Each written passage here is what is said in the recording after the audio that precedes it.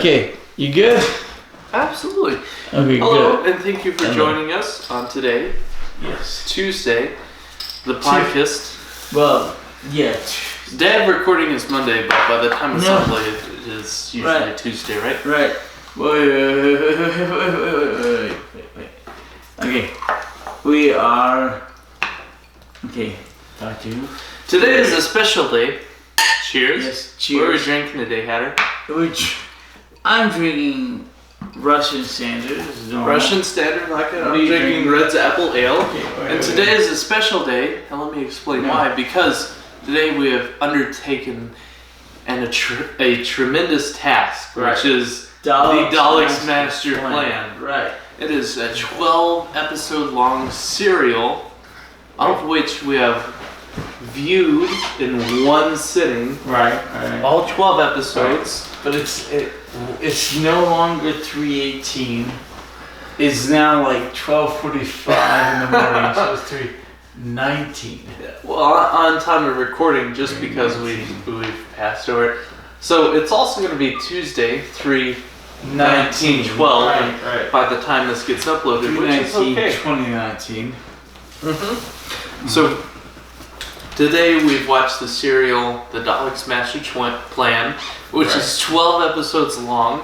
We've drank plenty of Russian Standard Vodka and Red's Apple Ale, and I have 2 pages full of notes, which we're going to discuss tonight. Right. Daleks Master Plan. Here. So the Daleks Master Plan. 12 bloody episodes. The longest serial in Doctor Who according to the US. Alright. So before we say anything else, 12 episodes is a very long serial. In fact, the longest serial ever. In the US, yes. In the US. In the US, yeah. Yeah, because the BBC counts different serials as different episode lengths. The reason the Daleks Master Plan was 12 episodes long because the writer's mother encouraged him. It started off... Mother-in-law. It started off... Mother-in-law. The best gift you can get a mother-in-law is her daughter. No, it was the best gift you can give a mother on Mother-in-law's day is her own daughter. You know where I read that joke? Where? Milton Berle's private joke catalog in your bathroom.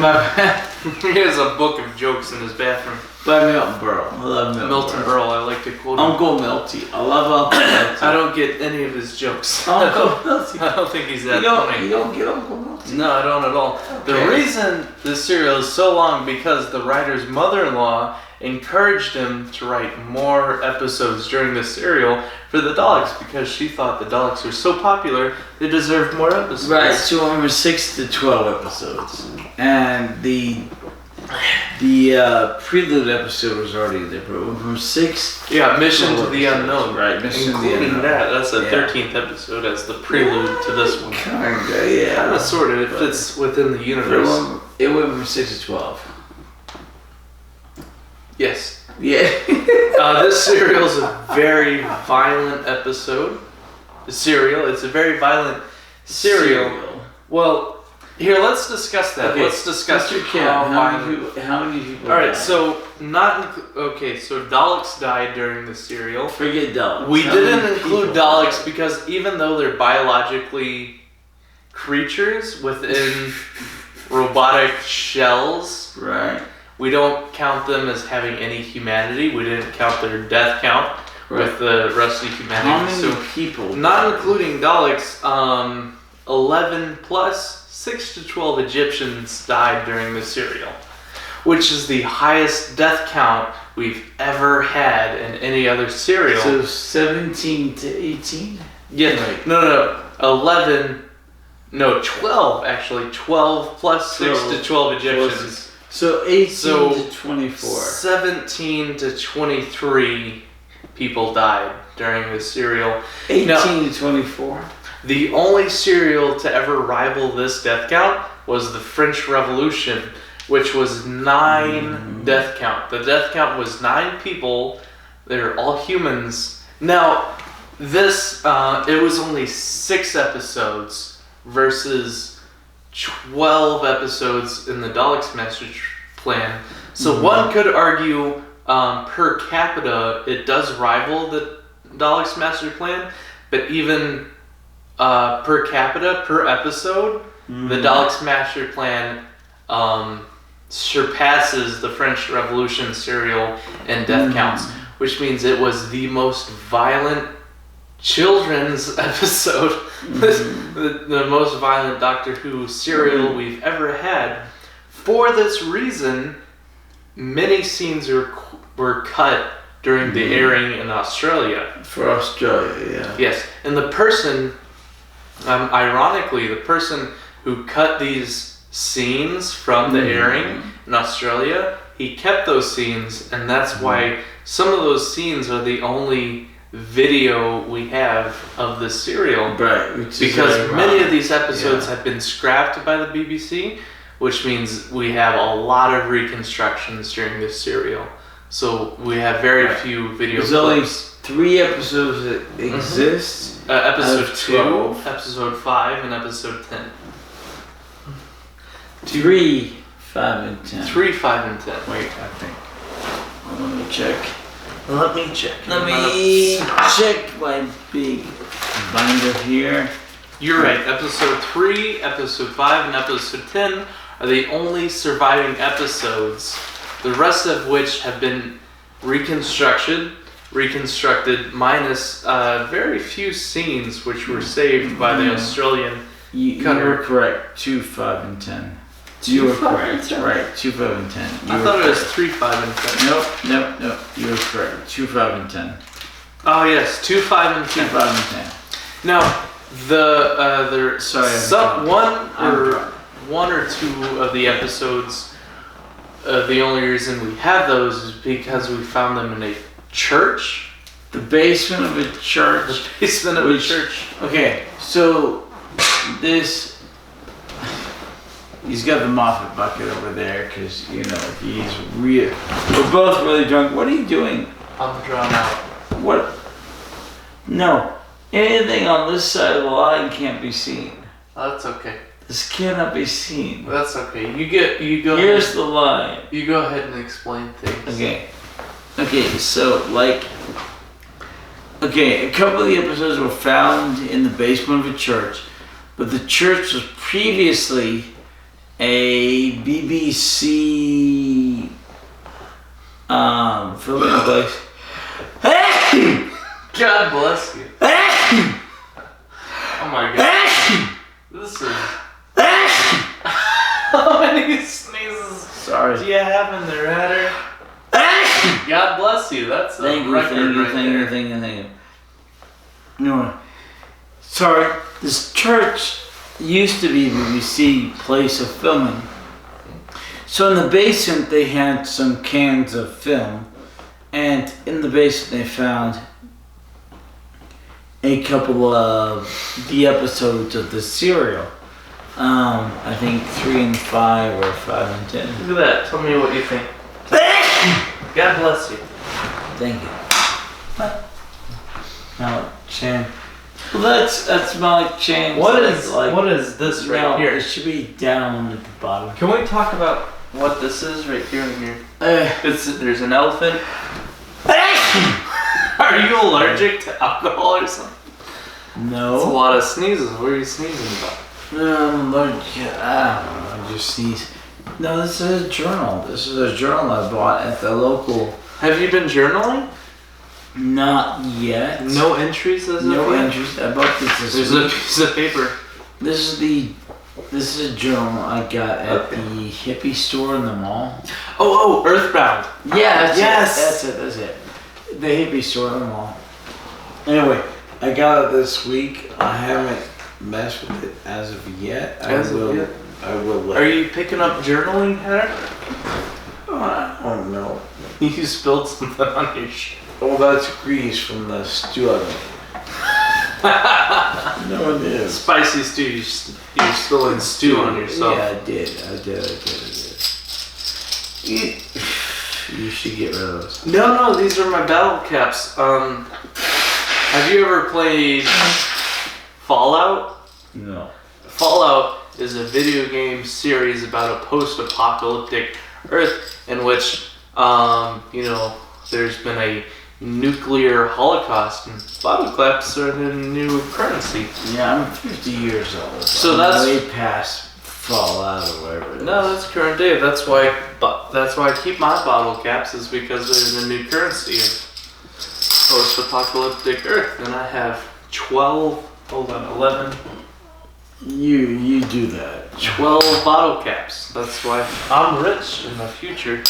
Okay, you do that. And it's 12. Because I had 2 6-count beers. Yeah, you drank. Yeah, and I drank, but I drink. So in the vodka, post-apocalyptic universe of vodka, New Vegas, what? Fallout, I'm rich. I have 12 bottle caps I can buy. Okay. Ammo. This is Russian standard vodka. So you had Russian standard vodka. I had Reddit's apple ale. I had about 1 per episode, which means I'm very drunk for my tolerance. 12 stinking episodes. Had about, this is your 5th glass of Russian standard, which means you're very drunk. I'm very drunk. This is like according to your triple. Yeah. According to your tolerance. Now, my tolerance is higher than yours, but this is. I agree. Yeah. Vodka compared to like 10% red. You've been drinking longer than I have, so. Well, yeah, I'm 50 bloody years old. You're like 23. That's why you're the mentor and I'm the ingenue. Yeah. Okay. Anyway, what questions you have? We'll go episode by episode. Okay, episode by episode. Starting with episode 1, the Daleks Master Plan. We have, before episode 1, we had the preface. Done by Loose Cannon, and they interview the actors who played it within the Daleks Master Plan. Well, the actor played Malik Chen, yeah. Yes, but I have a question concerning Loose Cannon. Now, Loose Cannon's a company, a non-profit organization, right, who's very for, maintaining Doctor Who, and they reconstruct these lost episodes. Now, that being said, their whole goal is to provide, these episodes that have been lost. Why is it, and how do you feel about when you start a Loose Cannon DVD of reconstruction serials? They start off, how do you feel about them starting it off with an interview which absolutely spoils everything?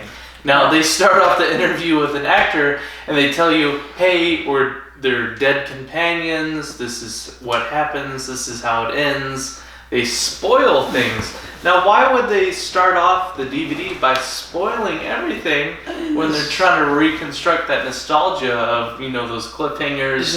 This is 50 years ago. I mean, if you don't know how it ends 50 years ago, I mean, it's on you, No, it's not on me, because I'm purchasing these DVDs by Loose Cannon because I'm an individual who wants to relive and experience Doctor Who. It's $1 a DVD. You don't purchase. You just, I know. Yeah, well, you're still purchasing to cover the cost of the DVD. Now, because me, hypothetically, as a person who wants to experience old school Doctor Who, I purchased this DVD for $1 to experience what it was like to view Doctor Who back in the day. I want to follow the storyline. Yeah. Why is it that Loose Cannon starts off every DVD by spoiling the plot of the serial that they're reconstructing? If you don't know the story of a Doctor Who serial from 50 years ago, that's literally on you. I know, but you don't know it because you haven't seen it, because you're the new generation. You've seen the new Doctor Who, you appreciate the new Doctor Who, you want to experience the old Doctor Who, you want to find out what happens with Hartnell, you want to have that experience of those people way back in the day when it's being aired on the BBC, you want to have those cliffhangers, you want to be on the edge of your seat, and Loose Cannon provides that via reconstructions. Why is it that they then spoil everything that happens in the serial before they show the reconstructions? Why is it that they spoil? They need to do the overview. Why don't they do the overview after the serial once you've experienced everything, and then they do the interview? Because it's 50 years on. If you've already understood what has happened. Anyway, but you don't already understand. This is the Daleks Master Plan. This was my first time experiencing it. Right. Why did they spoil it? It's my second or third time. Anyway, this is Daleks Master Plan. This is the whole 12 episode serial by Loose Cannon. And they do reconstruct all the episodes. Except the 3 where they do reconstruct the episodes that are here in the Lost in Time. Yes. So you have to watch these, except episodes 2, 5, and 10, which are here in Lost in Time. Which they reconstruct them of the church building. Right, but if you want to watch them properly, you have to watch these reconstructed episodes and then insert Lost in Time into them for the 2, 5, and 10 episodes that do exist. Because at the time of reconstruction, the Loose Cannon people didn't have the permission to show the episodes that right. were They found. do later on for other serials, but they don't for this. So you have to get Lost in Time and watch this, and then insert Lost in Time to see the actual characters in their normal elements, and then see all the other episodes with this Loose Cannon. Can we talk production-wise? Because at this point in time, you're very intoxicated. Yes. You sort of have slurred speech. Do you think the viewers can understand what you're saying? No or clue. Hear? Wait.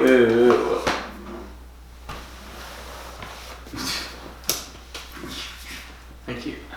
Alright, so that's the preface. Putting in the Loose Cannon DVD, they have the preface with the interview of the person.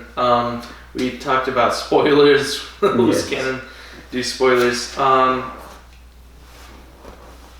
We also talked about the fact that the Loose Cannon team and other people find old lost episodes in weird places like the basement of the church. Have they ever found... Can you tell me about other weird places they've found lost episodes? Yes. Drink. Yeah, thank you. Good. Yeah. Alright. Drink. They found some episodes of the basement of a church. The church used to be owned by the BBC. I didn't know that. And it became a church later. They have also found lost episodes of a boot car sale, which to us seems ridiculous, but a boot car sale over there is more of a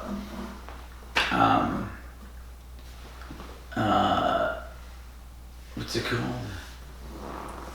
Thrift store? No. Thrifty nickel, pawn shop, flea market. Flea market, that's there it. You go. So to us, the flea market. Mm-hmm. And sometimes weird things come up about flea market. And they found episodes in a flea market scenario.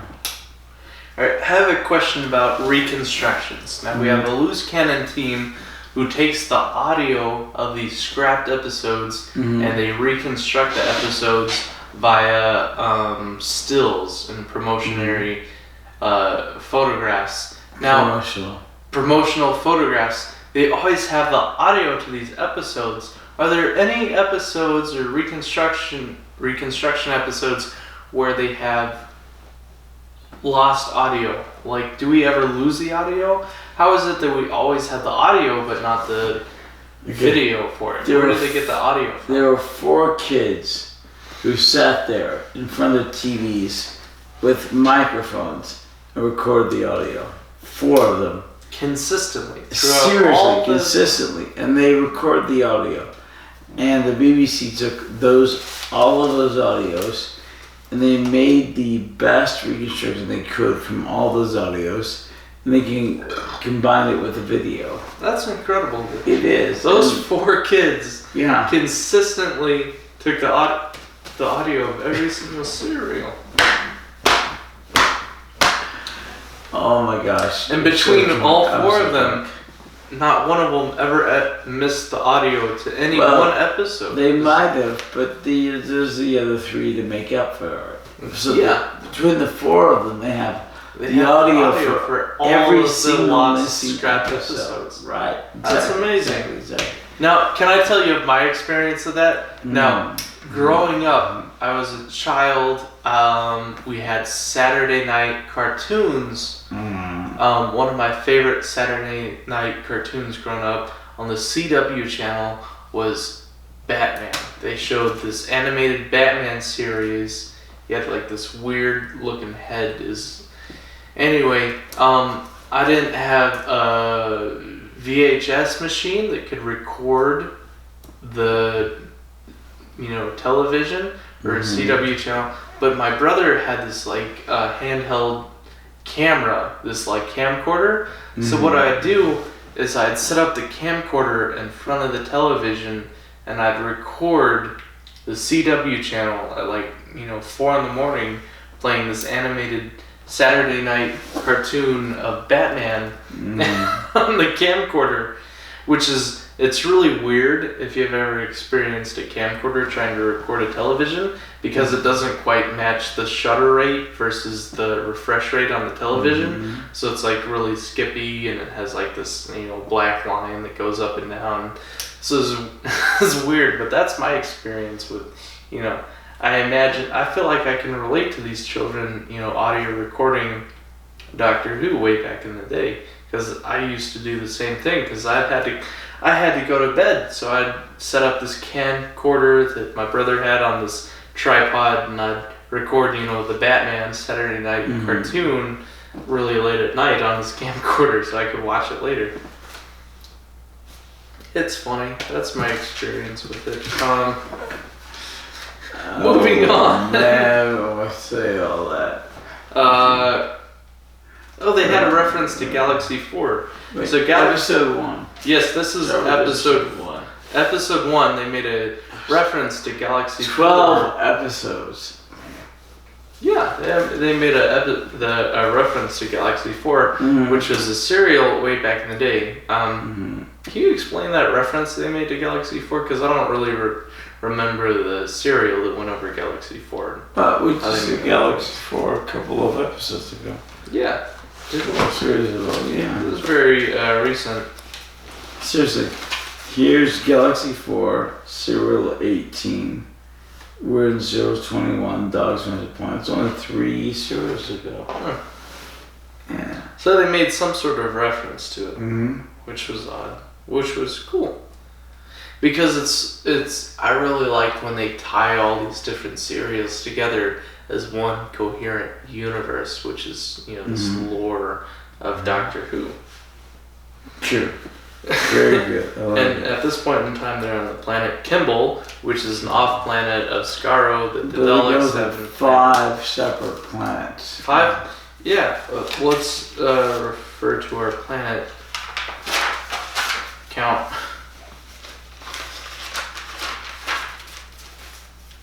It's hard to switch pages during your notes. Kimball, Earth. Oh, that's page 1. I bet. Mira.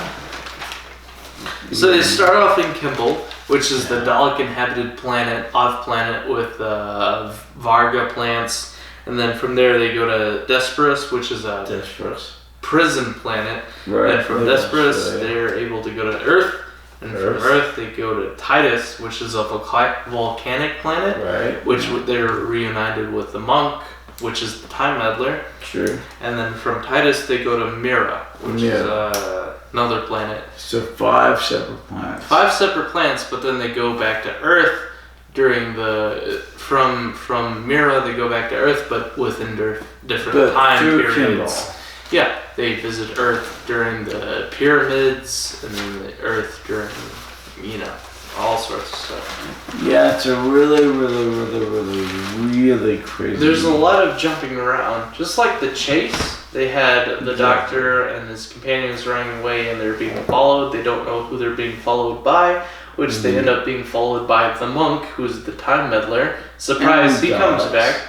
And then later on, they're also followed by the Daleks, yes. Yeah. Yes. And it's all insane. It is insane. So, let's move on to episode 1. They're on planet Campbell. They make a reference to Galaxy 4.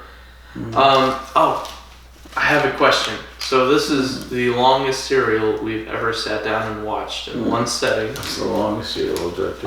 Before this, what was the longest serial we've ever watched? We've had what was it, a 7-episode serial? Or 9 episodes? 7 episodes. 7. What serial was that? Do you remember? Oh.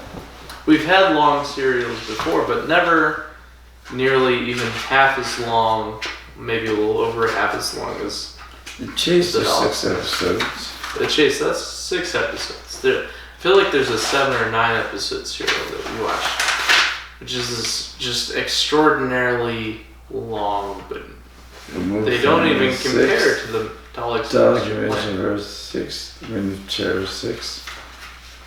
There's a lot of 6 serials. There are a lot of 6 episode serials. But what's the longest? Keys of Marinus is 6. Marco Polo 6. The average is 4 episodes, 4 to 6 episodes. Wait, there's a lot of 6 serials. Yeah, we're looking for the longest, but what's the average? 4 episodes? 4. There's a Four's lot the of 6. average. There's The a longest. lot of 6 serials. There's a lot of 6s. Mm.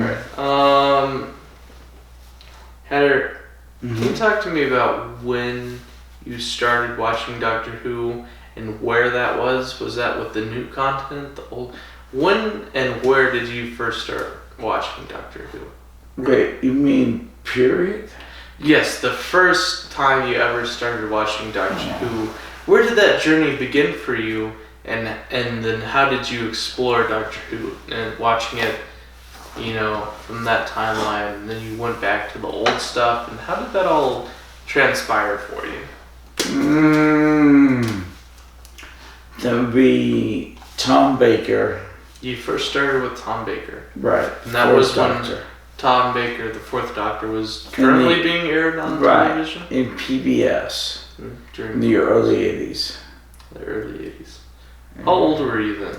Your 30s? 13, 14. You were 13, 14 years old? Right, yeah. You're so young.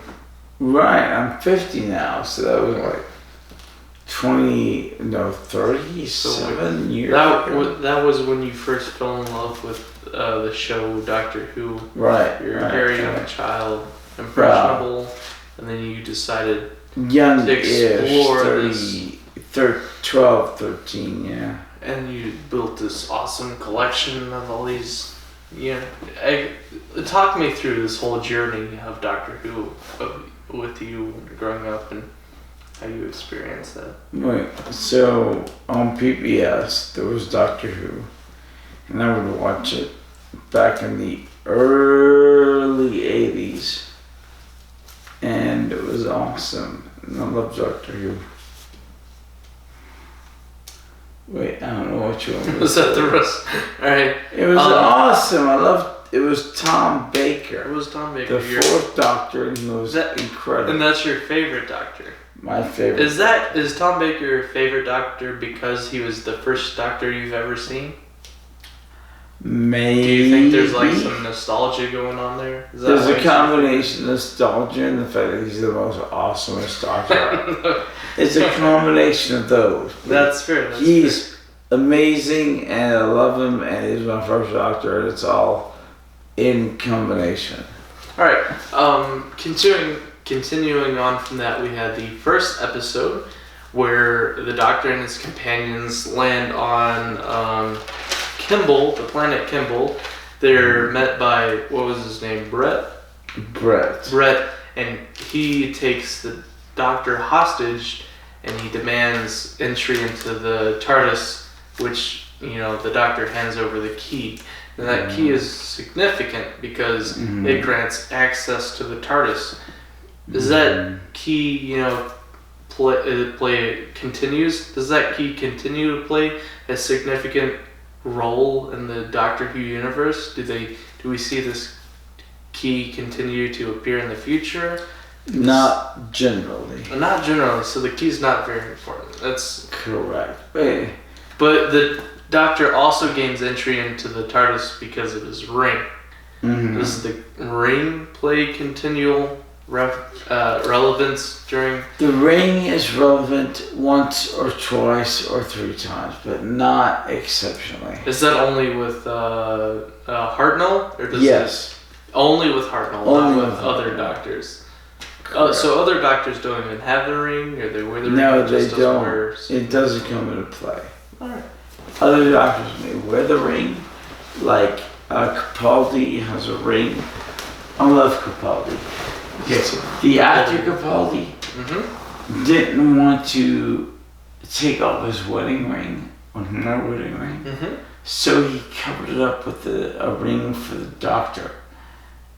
So it's his wedding ring underneath, but it's the doctor's ring on top. Which is sort of a throwback to the Hartnell's Right. doctor wearing Right. the ring.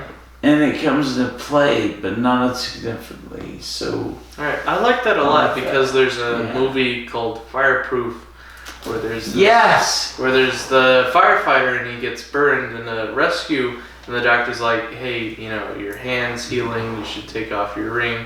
And the firefighter's like, there's no way this wedding ring is leaving my hand, it's just gonna heal yes, it on. yes. And I thought that yes, was yes, a yes. great character development Yes. for it. And he's like, there's no way this wedding band's leaving my hand because of what it represents, which I Mhm. thought was just a really great scene because, it's a good movie. It's what's his face? I can't think of his name. Yeah, I can't remember his name either, but he plays in a lot of movies like that. Right. But I like that guy. there's that guy, and then there's your favorite doctor who would refuse to take off his wedding band, which I just think is Capaldi. Capaldi. Who's My favorite doctor is Tom Baker. I think that's just such a man's man kind of move. Mm-hmm. Wedding band, it represents things, marital, it's just a cool thing. I really respect that. Marital absolution. Yes. Yeah, what do they call it?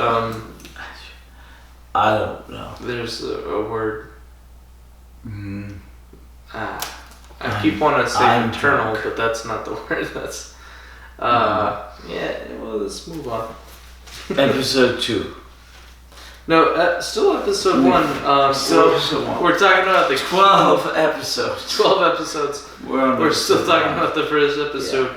We talked about the key, what sort of relevance that plays in the future.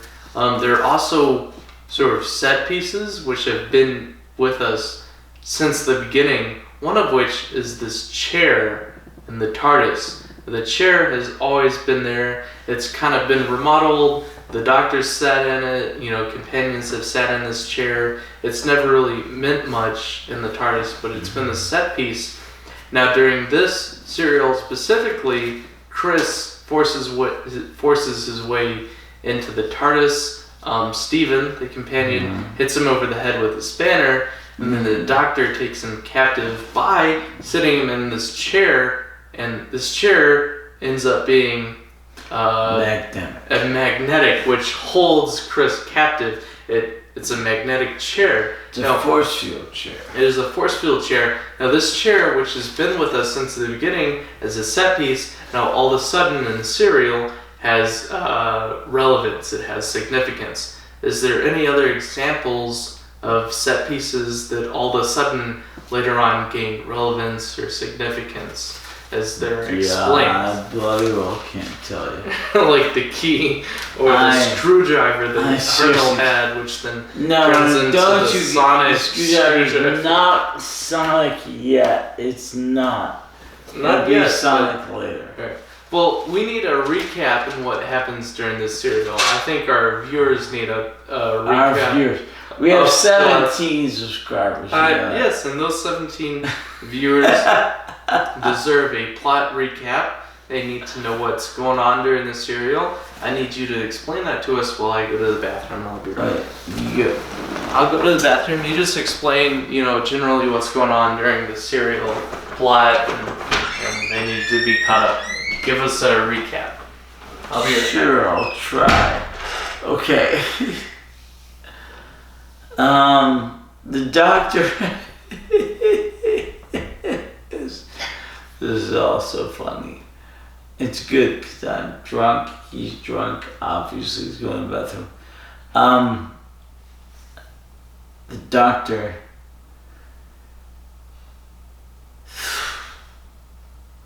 The doctor ends up with Catalina and Steven, and they discover the Daleks Master Plan.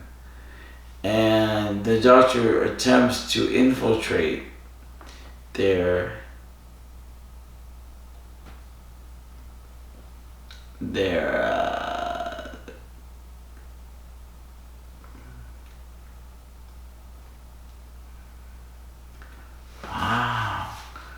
is a word. Doctor attempts to infiltrate their master plan by disguising himself as the guy with the flowers and the leaves. And he does that, and the doctor steals the terra firma, Tirania, and he does that, and he gets away with the other companions and Brett into the Malek Chen's spaceship. They all get away. Malek Chen is a guardian of the solar system, but he's a real Hanyak who betrays the whole solar system. Anyway, the doctor and the companions get away in that spaceship, and they go and they land on Earth. You're back. Good. I am back. As you say, you don't buy beer, you only rent it. Yeah, exactly. How was the plot explanation? But they land on a part, exactly, they land on a part of Earth that is an experimental scenario. The Earth during year 4000, Right. they have this certain, not the landing zone, but the sanctioned part of Earth, which is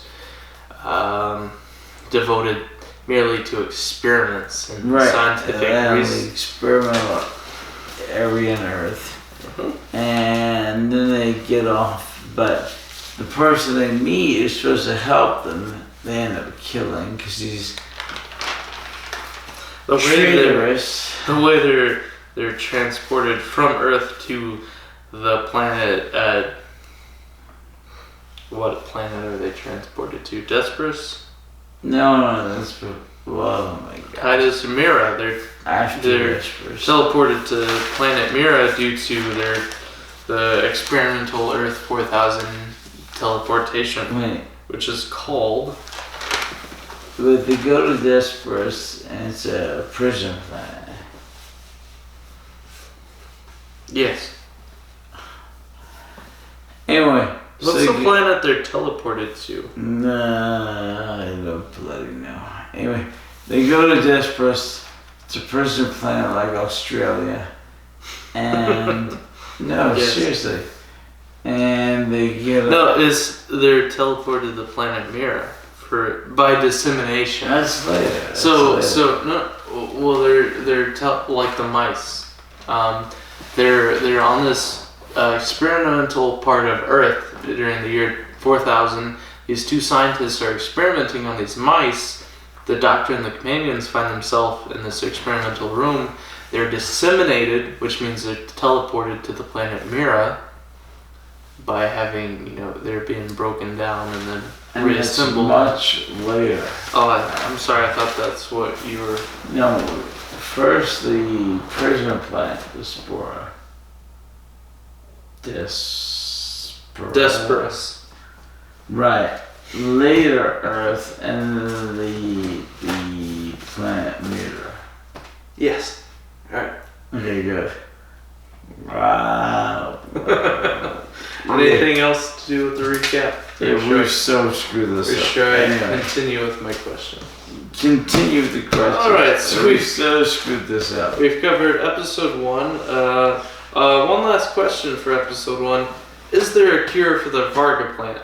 Now, the Varga plant is this biological plant, which is also a weapon which has been engineered by the Daleks. Daleks have engineered this biological plant, which is this weapon. It's kind of like the zombie virus that they infect biological creatures, and then those creatures turn into a Varga plant themselves, which infects others. Is there any cure or any hope for people that have been pricked by the Varga plant? Do Varga plants ever come up in the future? Is that ever anything? No and no. Alright, so if you get stuck by a Varga plant, you're screwed. There's no cure, and they never come up again in the future. Correct, to the best of my knowledge. Yep. Alright, so I have a question about the nature of Doctor Who. The Doctor. Now, the Doctor, he travels in time willy-nilly, mostly just for adventures, because he's in the TARDIS Mark IV, which doesn't have a destination circuit that's working. So whenever he travels, it's sort of random. The place and the time is random.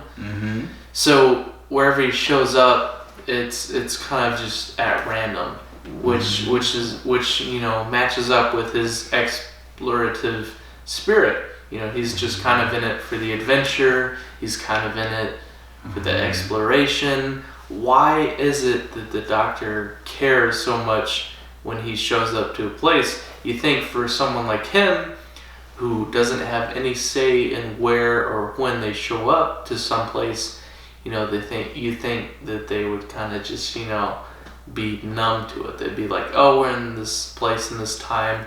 I don't really care. I can just get in my ship and leave, and it's irrelevant to me because there are fixed points and times. But that is not the Doctor's attitude, because he shows up on the planet Kimball. We have the Daleks Master Plan. They're trying to take over Earth. Why is it that the Doctor, having the TARDIS, being a time traveler who travels willy-nilly through time and space and relative dimension, why is it that he cares so much to the point where he's willing to sacrifice himself for the cause of these humans during this specific time and location? He shows up to Kimball. There are these humans. They say, hey, Earth is about to be invaded by the Daleks. And the Doctor is completely on board. He's like, we must warn Earth. He leaves the TARDIS on the planet Kimball. He's like, we have to warn Earth. He allies himself with Chris. He goes, hey, you have to go and warn Earth, even if it means leaving me behind. Why is it that the Doctor is so willing to sacrifice himself for the greater good, even though that greater good is really irrelevant to him because he travels so willy-nilly in time and space and dimension? Why is he so on board with sacrificing himself for, whatever cause of the current situation? You think he would not even care?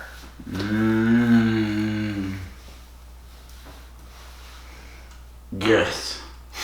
But, okay. The Doctor loves Earth. Loves Earth because partly it was Barbara and Ian. Right. But later on he's exiled to Earth. He loves Earth for different reasons. Yeah, but that's later on, you said. Later on he's exiled. Later on he's exiled. Later on he loves Earth. Why is it now? No, he always loves Earth. Well, why is he so willing to sacrifice himself for the greater good of Earth, even though it seems like it wouldn't be relevant to him because he travels in time and space? Because, as is said in the Daleks Master Plan, our solar system, and Earth especially, holds greater significance in the universe as than would otherwise be expected. We hold greater influence. So let's talk about that. Why is it that Earth and humans hold greater significance? The Dalek formed this council during their master plan to take over the universe. And the conquering of the universe starts with Earth.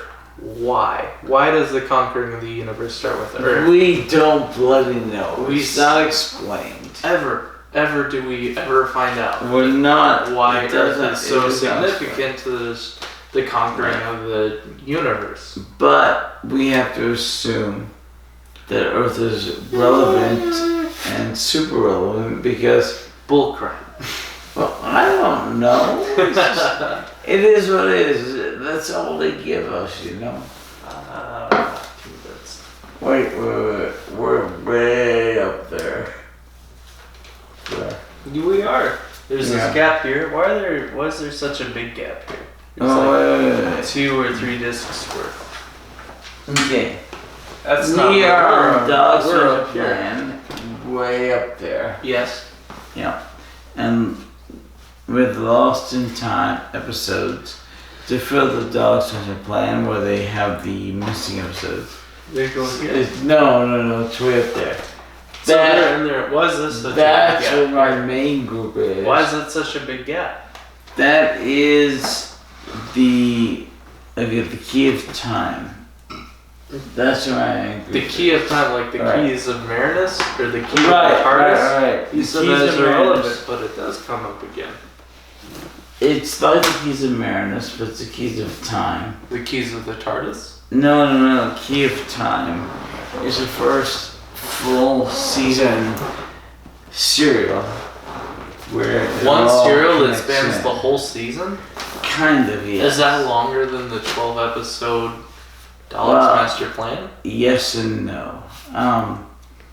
There are six parts of the Key of Time, and overall it's 24 episodes, but it takes... What the hell?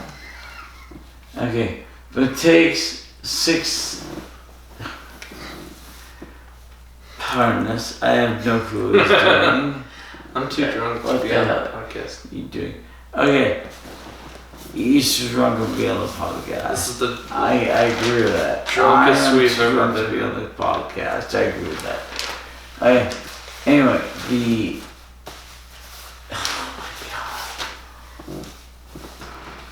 The Key of Time is 6 parts to a whole season. Okay? That's irrelevant. Why were we talking about that? No, it is. That's where that hole is. The Sunday group. My main group That's is called the irrelevant. Key of Time. 6 parts, 6 episodes to complete a whole season. That's a Key of Time. Alright, so moving on to episode 2, our first non-reconstructed episode, they make a lot of reference and reverence to the Dalek Supreme. Now the Dalek Supreme has showed up in Dalek episodes before. Is there only one Dalek Supreme? Or is Dalek Supreme sort of a general rank where there are multiple Daleks that hold the title of Dalek Supreme? What is the Dalek Supreme? In theory, there's only one. There's only one. But he shows up during the invasion of Earth and the Daleks Master Plan and all sorts of different times. Yeah. Alright, so let's talk about Shin, the Guardian of the Solar System. He's a traitor. He's on Pontiac. That's why he's on our list of antagonists. Next to the Daleks, we also have Chin, the so-called Guardians of the Galaxy, who's really a traitor. Mm-hmm. Yeah, he's a Pontiac. Put it on the board. It's an He is on the board. He Isn't is? it? He is. Right after the Daleks, we have Chin. Daleks. And Chin. Oh, Malik you Chin. did that while I wasn't looking. I sure did that before we started recording. So, oh, I already answered that question. We answered that question. Alright, moving on to episode 3, the Devil's Planet. The Time Destructor. What even is the Time Destructor?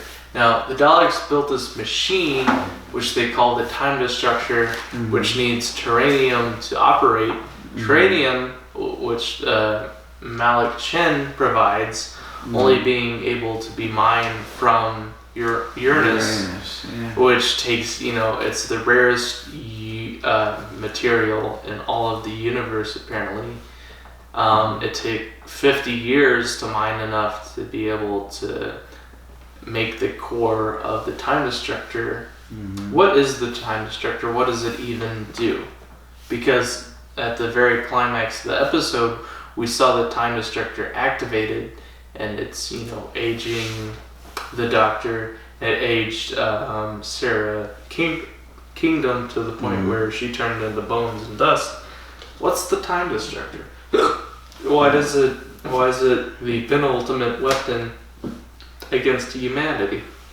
Moves time, ages time. So how did the Daleks plan to use it? Because it was activated and it still didn't conquer all of Earth. All it did was kill Sarah Kingdom, and then it aged itself into oblivion when the Doctor and Stephen leave. It didn't even do anything. I don't know. Aged itself into a withered flower. I don't know. So throughout all these episodes, we don't even know what the Time Destructor is. No. Does that bother you? That things are not ever machinations within machinations, plans within machinations within machinations, plans within plans, plots within plots are never answered. They're never resolved. It's just meh. In some cases, yes. In some cases, no. Alright, moving on to episode... Wait, So many episodes. During episode 3, we have the Doctor. He stumbles upon the remains of Mission to the Unknown. Mm-hmm. So Mission to the Unknown, we had this human who discovered the Varga plants and then discovered the Daleks, and he made this record to try to warn Earth that the Daleks were invading and they're up to no good. Mm-hmm. He died. He was killed by the Daleks, laser phasers. Now, by the time the Doctor stumbled upon the remains, he was just a skeleton. Now, does that give us a sort of a time frame? Has it been so long that the remains of this person had decomposed into a skeleton? Or was he a skeleton because the Daleks' phasers turned him into a skeleton? Or was it because the atmosphere on the planet Cabal turned him into a skeleton? How long has it been since the mission to Unknown took place to the Daleks Master Plan? What's our time frame there? I don't know. Fair enough. Seriously, I don't know. Fair enough. Let's talk here. What are you doing? We're writing on your sock. Don't write on my sock. Too late. I wrote on your sock. I'll put a smiley face. Smiley face. I'll put her name. Hey, I'm gonna use the restroom. You explain things there. How can I explain anything? You explain. I'm the ingenue. You're supposed to explain things. True. But I have to use the restroom. All right. You explain things. Well, hurry on back. I will be back. Go use the bathroom. Right. Alright. You explain things. Viewers from across the globe. Across the globe. We've got 17 viewers. Gentlemen and women, I now address the public as such. I do apologize for my green status. I'm not an expert in the field of Doctor Who, but I'll try my best. I've been left by my mentor. I'm but an ingenue. How can I explain to you the depth of what's going on during the longest serial of Doctor Who?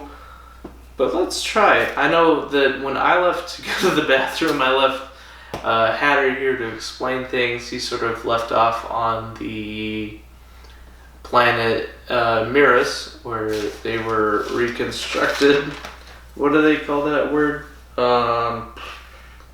Disseminated. The Doctor and the companions were disseminated, and they're remoleculized onto the planet of Mira. From there, we had... I don't even know what I'm writing about here. Anyway, Chin reveals his master plan to be, he wants to be the ruler of the galaxy. that's not, that doesn't work out for him very well. Beyond that, Steven is charged with, what is he charged with? I can't even read my own handwriting. The thing about taking notes while watching these episodes is you sort of see my spelling and my handwriting degrade as I get drunker and drunker.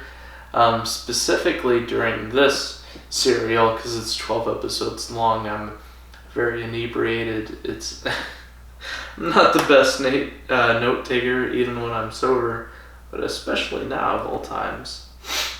Really what I'm trying to say is this is a record for my embarrassment. This can only be used to harm me in the future. I like to imagine that someday, years from now, I'm going to be running as some sort of politician, and then an opposing politician of an opposing party is going to pull up this video from years in the past and be like, hey, here's this guy, he's super drunk, he doesn't know what he's talking about, he had a super controversial past, don't vote for him. So, especially if you've seen the first 2 episodes, I'm very young. I was 21 at the time, or 22 maybe, at the time of the recording the first few episodes. I had no tolerance for alcohol. I drank a whole lot of vodka and I threw up on camera, which was really gross and very embarrassing. So my point is, I don't think I have any chance of ever going into politics just because these videos can be used against me. That being said, even though this is a documentation of my embarrassment, it's also cool to, be able to go back during, podcasts and video logs and say, hey, this was me several years ago. Look how I've changed and how much I've aged. So it's a cool documentation of everything that's happened over the past few years. I hear Hatter coming back. Hatter, thank you for joining us once again. I've been keeping our viewers company all by myself. Are you okay? Yes. We're very drunk. Some of us. Yes, we are very drunk. Some of us more than others, I'm afraid. Maybe. Where are we? So we're here. Let me scroll back. I was giving our viewers a recap, also a few personal views. Now let's go back to our notes. We just covered, I think, episode 3. And then we go to episode 4, the Devil's Planet. That's when they're ruined because they're trying to escape from Cabal, and the Daleks have their remote randomizer, which threw their ship off, which they hijacked from Chen. It threw their ship off, and they crash landed on the planet, the prison planet, Desperus.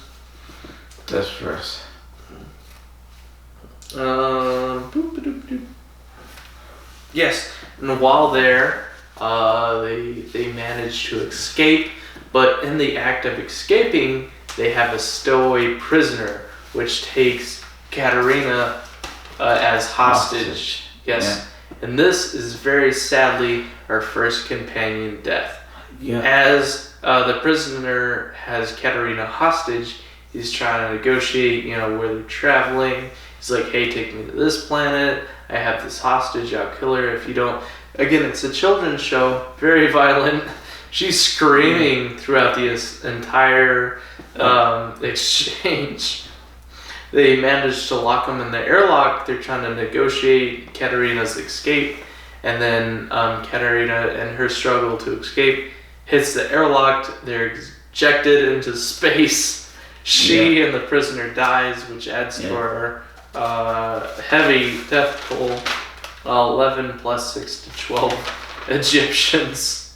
So 17 to 23 people die during this episode, including our first companion death, Katerina, and this other prisoner dude. Steven and the doctor only spend a few short moments lamenting this death. The doctor says he'll never forget her and he'll always remember her, even though he never mentions her again in the future. Right? Almost. When does he ever mention her again? Is there ever a callback to Katerina? He mentions that companions of us died to him with a sword. So he sort of kind of mentions her in the future. Sort of, kind of. Alludes to her, which is nice. Yeah.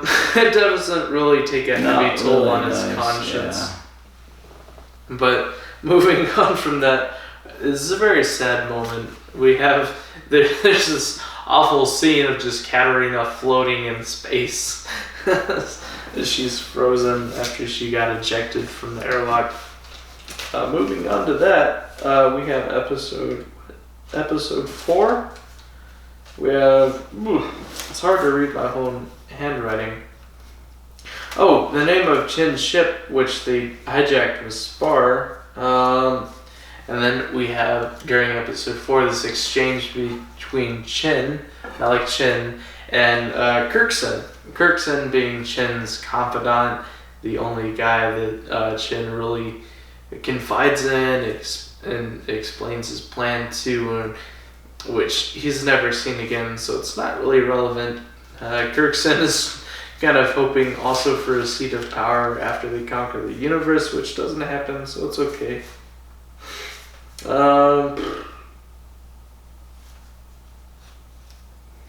This is also the first time we meet Sarah Kingdom after they escape from the prison planet Desperus, and we lose Katerina through the airlock. They land on Earth. What was his name? Brett. Brett dies by Sarah, who was Sarah's brother.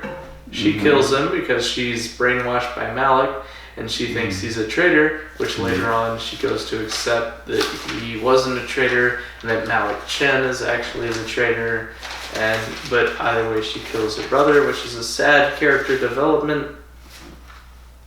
Brett dies. Brett also murders his confidant and his friend, who he thought was going to be an ally, but was also, allied to Chen, and tries to take the Terranium.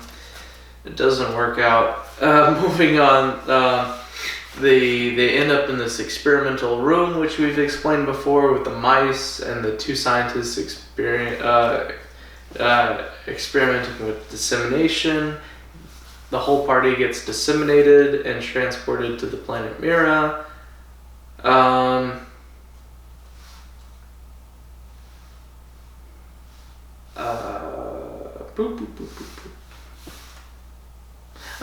And on this planet Mira, we have visions or visors, where these very aggressive alien species who are also invisible. They're these invisible alien races, and we have the scene of the Daleks trying to shoot them, but they somehow are impervious to Daleks' phasers.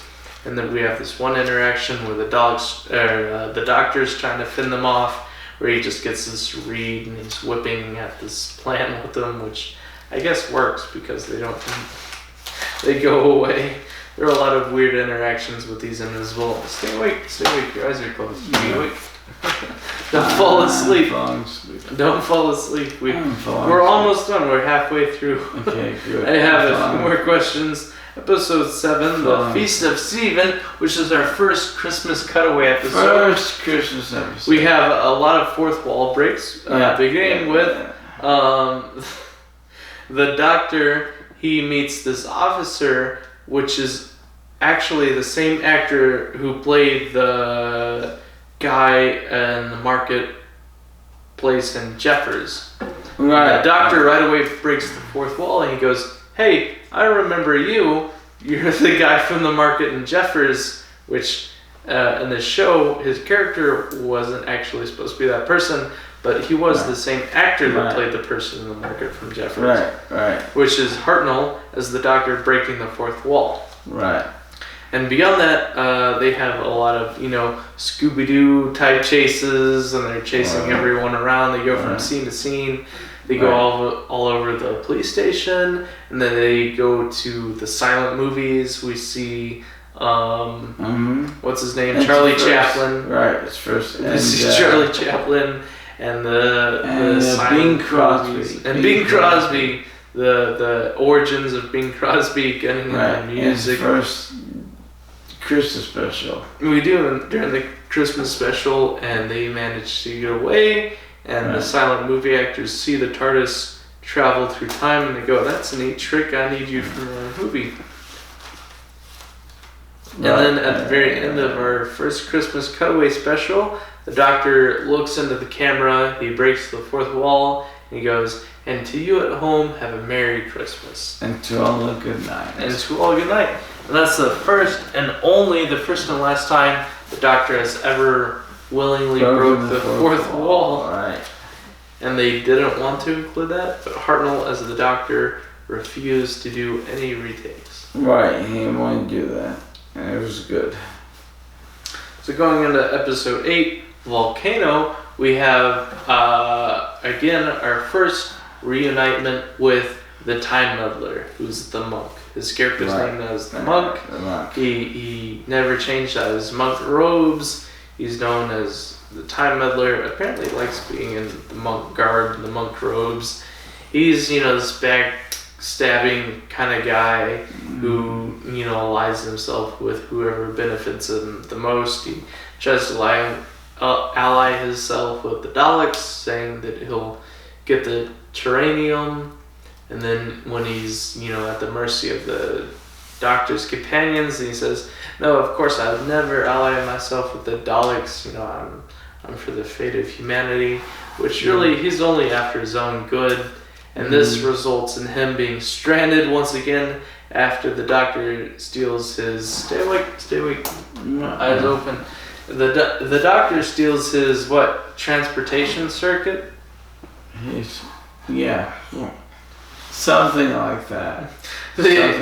What we also see the chameleon circuit again. The Time Meddler, the monk who has a more advanced TARDIS than the Doctor, the Mark V, which has a functioning chameleon circuit. It's able to disguise itself. It's also able to travel accurately through time and space wherever he wants it to. Despite the caveat of the Doctor meddling with its spatial constructor or whatever, its size, spatial constructor. The Time Meddler had some difficulties traveling, and then later the Doctor takes out the directional circuit, and then he takes this Mark V directional circuit from the Mark V TARDIS and puts it in his own TARDIS, the Mark IV, which the Mark IV is not really able to have the power supply to power it, so it works once, but then it sort of shorts out, and that's why only this one time the Doctor's able to accurately transport himself in space and time, and then never really again during Hartnell. So that all takes place during episode 8, Volcano. Episode 7 is the Christmas episode. Yes, and then episode 8 is Volcano. They meet the monk, Salation, who's this rock guy who you like his costume. He's very floaty. He has sort of this snaky lisp to his character, the rock guy. Not the thing from the Fantastic Four, but the other guy that's covered in black spots. Anyway, he's very floaty and weird. He ends up dying, and this other guy ends up dying with a tentacle face, which adds to our increasing death count. Children's episode. After stealing the time travel circuit from the monk, they're able to accurately travel in time back to Earth, which just so happens after the Christmas special to be the New Year's Day. And they're celebrating New Year's 1969? Somewhere around there. 1966. Which is fun. They're in ancient Egypt. They travel to ancient Egypt for who knows why. Lots of Egyptians die. Tons of Egyptians get slaughtered by the Daleks. Fun fact, Hatter here has actually been to Egypt. which he highly recommends. Don't go to sleep. Sit up. Don't go to sleep. Don't go to sleep, man. You still have to answer my questions. We have a whole podcast here. We're going over the plot. They go to ancient Egypt. The Daleks slaughter all these Egyptians. Yeah. That's basically it during episode 9. Chen threatens the monk, but the Time Lords regenerate. Oh, I was supposed to ask you about whether that's a real threat or not to the monk, because Chen turns to the monk and he says, you better get the Terranium back from the doctor or else you'll die. I'll murder you. But you alluded to the fact, is that really a relevant threat or not? Because Time Lords are kind of immortal, and the fact that if they die, they kind of regenerate, or, how does that whole regeneration work when they die? I don't think you're sober enough to answer that question. So we'll just move on to episode 10, Escape Switch. We've already talked about the directional unit and the loss of the monk. The monk, since the doctor stole the directional unit from the monk's Mark V TARDIS, is then stranded in the Arctic, and then he swears revenge on the doctor. But ironically, this is the last time we ever see the monk. He never comes up again, which makes me sad because it alludes to the fact that he's going to come back and enact his revenge, but we never see him again, which is what you told me. Which makes me sad. That's too bad. Moving on to episode 11, our second to last episode, we have more members of the Daleks Supreme Plan Council dies, which doesn't make any sense to me, because the Daleks are trying to take over the universe, which starts, the conquering of the universe starts with Earth for whatever reason, we don't know why. So to take over Earth, they formed this sort of galactic council of all these different representatives of all these different galaxies. And in forming this council, you would think that, they'd need their alliance to take over the universe. But really throughout them setting up their plans to take over the universe, they they turn their backs and they betray the council and the council representatives. And throughout the entire serial, they're just killing all these representatives of the council that are supposed to be there to represent their galactic armies, which are supposed to be helping the Daleks. And the Daleks are really, mad creatures. They're turning their backs on everything. They're betraying the doctors. Hatter, wake up. You're supposed to be doing our podcast. I agree with you. You agree with me. You're not even listening. All right, that's 11th episode. Let's go on to episode 12. We have Malik Chen dies. Again, his quest for his conquest for power. He's trying to be seated in the universe as some sort of supreme leader. He of course gets betrayed by the Daleks. The Daleks kill him because he's run out his usefulness. He dies. That's the end of Malik Chen, who, by the way, is a very cool character. He delivered his lines really well. He had a lot of gravitas. I liked his tone, I liked his character. Hatter was a big fan of his outfit, so good job on the character design, costume design. He had this really cool pattern on his cloak, which Hatter said indicated the rank, because Shin's confidant, what's his name? Carlton, which was his co-spirator, also had sort of similar patterns on his chest piece, which, I guess indicated a rank or something. It was cool. Malik Chen dies. We never see Carlton again. Again, we talked about the death count of this episode. This is probably the most violent serial in Doctor Who we've ever seen before. The only one that comes close to rivaling it was the French Revolution. We had about 11 people die during that serial. It was a 6-episode serial. This is the Daleks Master Plan. It is 12 episodes, and we had 12 people die, plus like 6 to 12 Egyptians. It's kind of hard to keep count. So it's anywhere from 13 to 24 people that died during this serial. So per capita, it's still the most deaths. It's the most violent serial. For that reason, it got heavily censored during the Australian airing. And that, ironically, is why we have several clips of the original airing still surviving today, even though it's been very heavily scrapped by the BBC. Because during Australia, of course, we found these clips in the basement of this church where they're censoring things. They cut out parts of the film which were the most violent, but ironically, those were the only parts that got saved, or the only parts that survived. So we have these clips which were the most violent of several episodes that survived.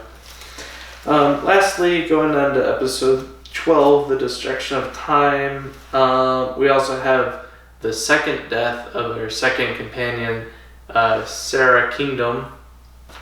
She falls victim to the Time Destructor. The Time Destructor being this sort of war mechanism that the Daleks made to try to take over the universe, which is weirdly very local in its power. It just ages things. It's very close in proximity to the machine. It ends up the Doctor and Sarah Kingdom are trying to escape to the TARDIS. The Time Destructor gets activated. It ages Sarah Kingdom into an old person, and then she sort of devolves into this pile of bones and is turned into ash. And sadly, she dies. And then the Doctor, being a Time Lord, he's sort of very resilient to things like that. Time Lords are a very resilient species. He does not die. He lives through the encounter with the Time Destructor, and he sort of makes it through this desert landscape where Steven jumps out and he grabs the Doctor and he pulls him into the TARDIS, and they escape right after the Daleks show up after chasing them. And they show up on this desert landscape, and they're like, we're trying to catch the Doctor. They show up right after they escape, and then it's just the Daleks there with the Time Destructor, and these Daleks are like, hey, this Time Destructor is going to kill us. So it doesn't make any sense to me, but they start shooting at the Time Destructor. It doesn't have any impact, and at first it says, that the Time Destructor doesn't have any impact on the Daleks, but then it does, and then they all die, and this localized effect of the Time Destructor ages everything into ancientness, and everything sort of devolves and turns into dust. And that's how the serial ends, as only the Doctor and Steven escape. So it's just the Doctor and the one companion, Steven. Everyone else dies. Catalina dies, and then Sarah Kingdom dies, so it's just Steven and the Doctor. The Daleks die. The Daleks machine, the Time Destructor is destroyed, which means, I guess, the Daleks inevitably filled their conquest to take over the universe and conquer Earth. And that's how we end the Daleks Master Plan, going into our next serial, which is entitled War of God. At least that's the first title of the first episode of the next serial. Alright, so we'll cover that next serial next week. I'm very intoxicated. I've drank plenty, about 11 or 12 Red's Apple Ales. Hatter here has drank several glasses of Russian Standard vodka. So many so that he's passed out here on the couch. Which brings us to the end of this podcast. Thank you so very much for joining us, as always. And of course, we'll see you next Tuesday as we go over our next serial, The War of God. Thank you very much. The Massacre of St. Bartholomew's The Massacre of St. Bartholomew's Eve. If you have any questions, let us know in the comments below. We'll be sure to respond to that. And of course, if you enjoyed this, like and subscribe if you'd like to see similar content in the future and be notified. Hit that bell. We'll see you next time. Hatter, any last words? Say goodbye to her. Goodbye. Goodbye. We'll see you next week. How do I end the video? Turn off the video. I don't know how. Hit the red button. Which one's the red button? The only button. The only button? There's several buttons. There's only one button. Where? Where's there only one red button? I see a power button. There's a night shot button. There's a play button. Power button. Yeah. Which one's the power button? Hatter, get up here. This is your job. Close the dealie. Well, oh, I see the red button.